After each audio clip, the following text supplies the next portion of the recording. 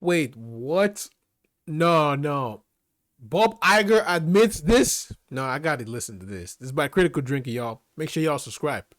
Reality really does come at you hard. Whether you're a wannabe Mr. Universe trying to lift way beyond his capacity with no spotter on hand, or a drunken 20-something woman that's watched too many Marvel movies and thinks she can take on a grown man twice her size, or in this case, the CEO of a multi-billion-dollar entertainment company who decided it was a good idea to wade into the middle of a highly divisive culture war and somehow not expect to alienate a massive chunk of their potential audience. I'm talking, of course, about Bob Iger, the CEO of Disney and the man largely responsible for changing the company's public perception from a wholesome, patriotic, family-friendly and highly respected entertainment brand that strove to honour the ideals and principles of its founder into a sinister corporate behemoth that gobbles up studios and IPs quicker than Lizzo consumes hors d'oeuvres at a party, cannibalizes and destroys beloved franchises and legacy characters with a series of disastrous sequels and soulless remakes, and uses the hard work and talent of previous generations as a convenient platform to push the message. Listen, man, I know if they make Pocahontas, right? Yo, when I was growing up, I love Pocahontas, bro. I think she's a beautiful woman. But guess what? If they will make her in this modern age, like the critical drinkers say, the message.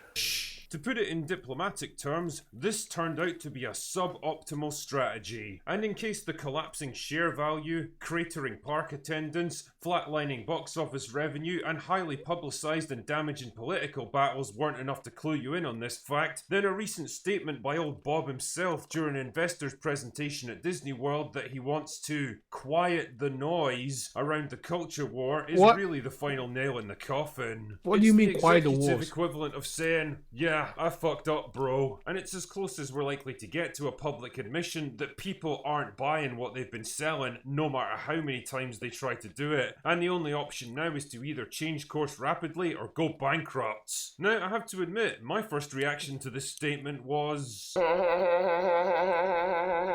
As I said on Twitter at the time, it's a bit like setting fire to your neighbourhood and then acting all surprised when your own house starts burning down. Of course this was always going to happen, Bob. Did you really think you could drag your company into a highly contentious cultural battleground like this and not suffer the consequences? That's the problem with politics, you see. It's inherently divisive by nature, now more than ever. And no matter which side you choose to throw your weight behind, you're automatically going to piss off the other side, cutting your potential audience neatly in half. I mean, I'm no businessman, but I'm pretty sure this is not a winning business strategy. And I'm not gonna lie here, the audience that you chose to pander to is a particularly difficult one to please, because here's the thing, it doesn't really exist in the first place. It's less of a demographic group and more of a loose collection of terminally online, perpetually offended serial complainers for whom the idea of nuance and compromise is as offensive and alien as having to listen to conflicting points of view. People like that will never be happy, no matter how much of your previous work you censor and remove and edit to try to appease them, they'll always find a new thing to be offended and outraged by. No matter how many concessions you make, no matter how much ground you give them, their demand is always going to be the same. More. Until eventually they'll demand something that you can't give them, in which case you'll become the enemy just like everyone else. I mean, look what happened to Bob Chapek, who committed the heinous crime of not wanting to get the company embroiled in a highly divisive political debate in Florida against a man with the power to massively fuck things up for Disney. Before you knew it, the activists were all over it, and Bob was forced into a humiliating public climb down. And tell me, did this actually help your business in any way? Did people suddenly flock to your theme parks or rush out to see your movies? Didn't think so. The only thing that did happen is that you lost the special tax exemption status for the land around your theme parks, massively increasing your operating costs, and got dragged into a protracted and very expensive legal battle that's still going on even now. And what's kind of sad here is that none of this needed to happen. This isn't a hill that you had to die on. Why? Because you're a fucking entertainment company, not a Thank you. political party. You're not Normal, political, everyday bro. people don't want or need you to Thank champion a you. cause or push forward an agenda, because Bruh. that's not your job. Normal people don't need you to fight for or against them, or to praise or lecture You them. just said it. Normal people watch your movies or go to your theme parks to have a bit of fun, to escape the worries and pressures of everyday life for a couple of hours, to lose themselves in the fantasy for a while. This right here is your core audience. This is your core audience. This is your core audience. This is not.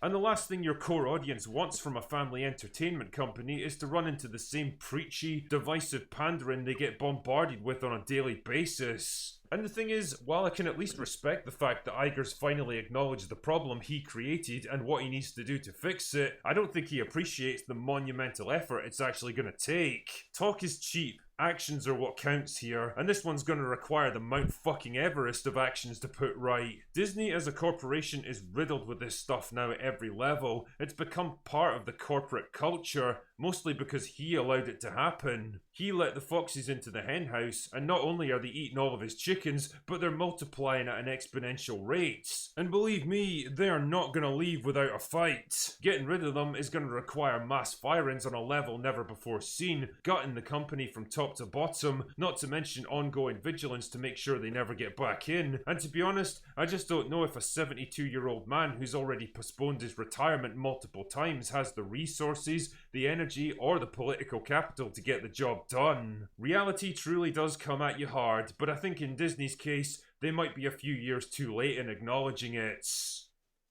Anyway, that's all I've got for today. Go away now. As usual, critical drinker, he ain't wrong, bro. Listen, I'm gonna be honest, man. I don't think it's possible that he can fix the crisis, bro. You know, because they're very deep in it. You know, I mean, Snow White. Look at the nonsense that was in it already. Like, that's to tell you how deep it is.